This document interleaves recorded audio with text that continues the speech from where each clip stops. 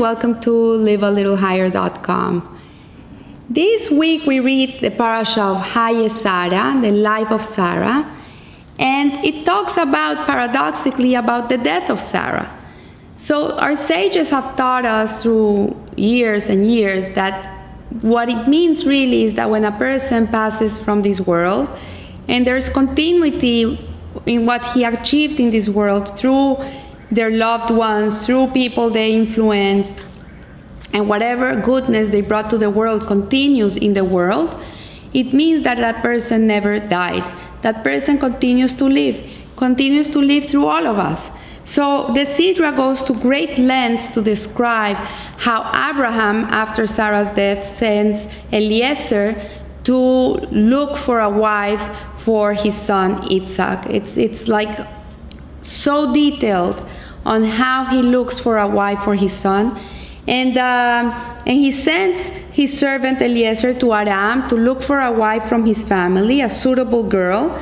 And when Eliezer comes to Aram, he needs to have signs to know which is the right girl for Isaac. And he asks Hashem that the girl that should be chosen should be a girl that would offer him water, and not only to him, but to his camels too. And if he found a girl that had these two signs, he would know this girl was the Bashert, was a predestined person to be married to Isaac. And you have to understand, he was a bachelor of the time, and he needed a very special wife that would continue in Sarah's footsteps. So he came to Aram and he sat by the well, and Rivka came, this young girl, beautiful girl, and she started filling her pitcher in the well. And when she saw Eliezer, she offered water to him. And then she saw he had camels, and she went and drew more water for the camels and gave the water to the camels too. So at that moment, Eliezer knew this was the girl he was looking for. And at that moment, when the camels had finished drinking, that the man took a nose ring whose weight was a beka, and 2 bracelets for her hands whose weight was 10 gold measures. This is from Bereshit 24:22. So to understand this, beka is a hint of a special shekel that Israel would in the future give in the desert to Moshe to build the tabernacle. And the 1 beka is exactly half a shekel. And the 2 bracelets was a hint of the 2 tablets that were given to the Jewish people at Mount Sinai, which were joined together, whose weight was 10 gold measures, which allude to the 10 commandments written in these tablets. So this is a fascinating midrash, and let's understand what Rashi wants to explain to us through this. So we need to appreciate these special qualities that God gave Klal Israel, the Jewish people. And King David said, God gave 3 good gifts to the Jewish people, to Israel.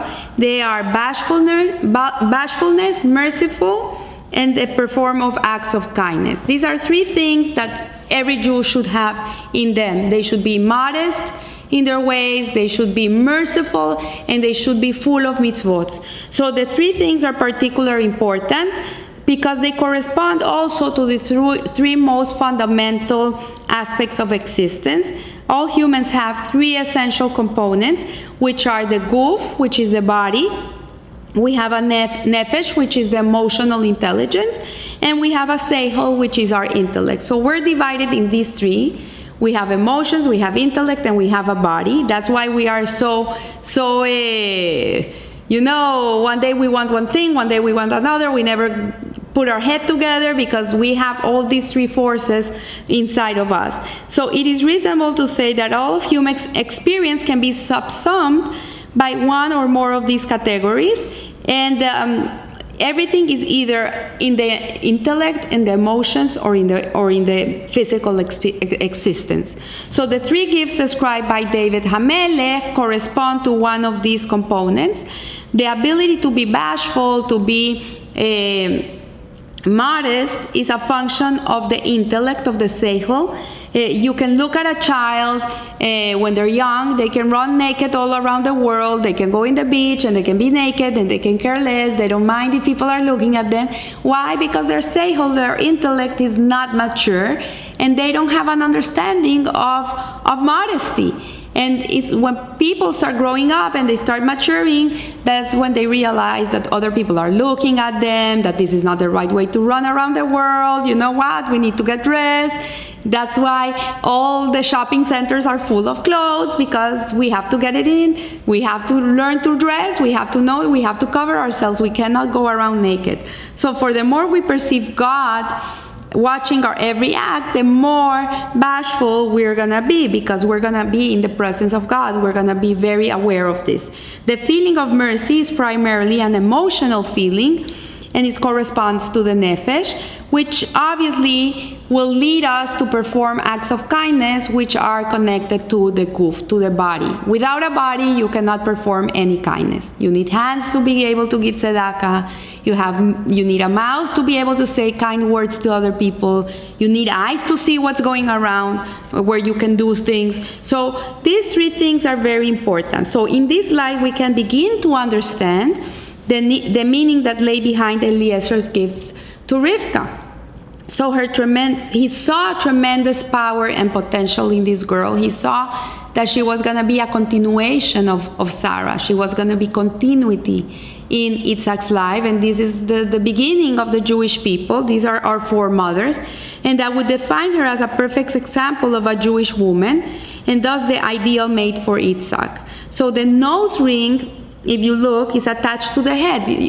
A person that wears a nose ring is in their nose, which is in the head. And this is connected to the seichel, it's connected to the intellect. And just as the head is divorced from the rest of the body, indicating the separation of the power of thought from the emotional and the physical, the same way the nose ring was separate from the other two gifts. So the seichel, the head, is connected to the body through the throat. That's why it's so important that Jewish people eat kosher food, because kosher food goes through the throat, and the kosher food is what allows the intellect to connect to the emotions and the body. If not, there's a disconnect. So the two bracelets themselves correspond to the other two human components, which are the nefesh and the guf, the emotional aspect and the body. And they have a very close relationship, because what you feel is what you're going to end up doing. What you think is what you're going to feel, and what you feel is what you're going to end up doing. So showing mercy to others and acting upon this feeling to perform acts of hesed are clearly very closely linked. And one can even extend this explanation as follows. If one sees another person in trouble, one mercy will be aroused. If you see a person going through a tough time, a friend of yours or anybody, your mercy is going to be aroused. And the moment that your mercy is aroused, most likely you're going to do something about it. If a person doesn't feel bad for another person, he's not going to help him. If you feel it, you'll do it. So we saw it this week with the tragedy in Pittsburgh, how many people have come out to help. Like in amazing ways that you would never imagine. Why is it? Because it was so shocking what happened. It really moved everybody's floor, that the mercy was aroused from others, and they ended up running to do kindness. So Eliezer saw that Rivka embodied these fine character traits, and was thus a perfect example of the sentiments expressed in the above mentioned Yerushalmi, that the trusty servant indicated this by presenting her with these gifts, which demonstrated Rivka's compatibility with the ideals of Abraham Avinu and her sustainability to become his daughter-in-law. So we can suggest another way of understanding behind the nose ring. And Rashi noted that its weight corresponds to half a beka. And it corresponded to a beka, which is half a shekel. And in the times of the desert, the Jewish people were asked to give half a shekel, half a beka, to the building of the tabernacle. So why didn't Moshe Rabbeinu ask the Jewish people to give 1 shekel per head? He asked half a shekel. And there's a beautiful explanation about that. That is that Jewish people are not complete. We're not complete. We're never going to be complete. We need others to complete us. So the idea of giving half a shekel was like saying, you know what, you're not everything, you're half. You need another half to complete you. We need to understand that everybody in this world is there to complete us. We are not complete. And that's the idea of the half a shekel and the nose ring, to understand that we need each other to be able to be complete, that we cannot make it by ourselves. We need each other. So this concept is closely related to the mitzvah of performing acts of hesed. This should be done freely, whether to the poor or to the rich, whether with one's money or with one's time. Sometimes a rich person is going through a hard time too. It doesn't necessarily mean it's with money. Maybe they're going through a hard time. They don't know Torah. They're spiritually not connected. Maybe they're suffering something in their lives. And when a person takes of his time to connect to them and help them and listen to them and see how they can be of service to them, then that's what it means here. That's why the idea of the half a shekel applies to every situation in life. So whenever and however the need dictates. The ability to do this radiates from the feeling that not only is a fellow Jew in need, but part of oneself needs help.